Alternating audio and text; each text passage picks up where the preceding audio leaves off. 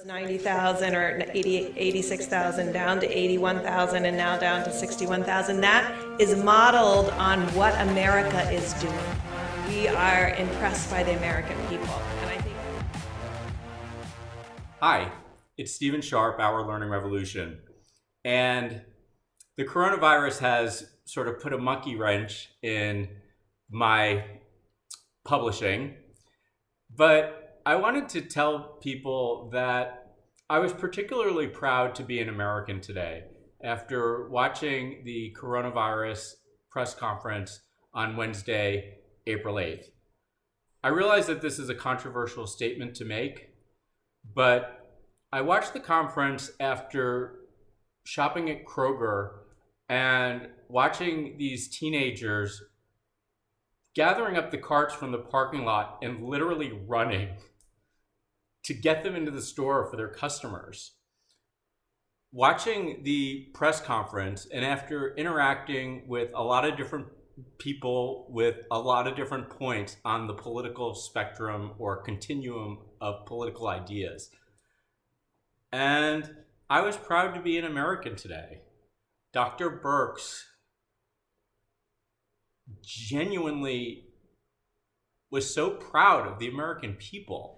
When the globe, and particularly the American people, do this level of mitigation. And I think, as I talked about yesterday, we are still in awe, really, of the American people's strength in this and following through. And then that guy that came on afterwards. I just want to add to what Ambassador Birx said. I mean, this is a consequence of the commitment of the American people. You know, a lot of us have always had challenges changing behavior, whether if it's exercising regularly or different habits with smoking, when it affects us.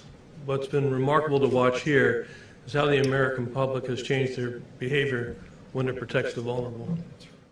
But he made a point that was so astute. And he said, yes, we suck at changing our behaviors when it's just about us.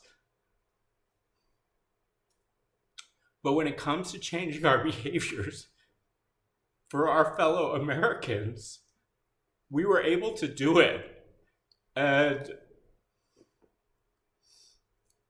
this speaks to the strength and the will of the American people that individually, well, no individuals can change, but en masse, we were able to overcome the impossibility of behavior change and flatten the curve on this thing.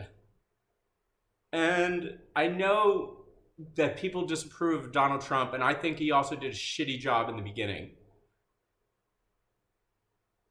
But I encourage you to take a pause from all of it and to appreciate what 330 million people did as individuals and en masse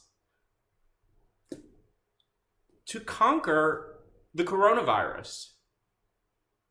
And I encourage you to take a minute to reflect on that and to be grateful that you live in the United States of America. So thank you for listening.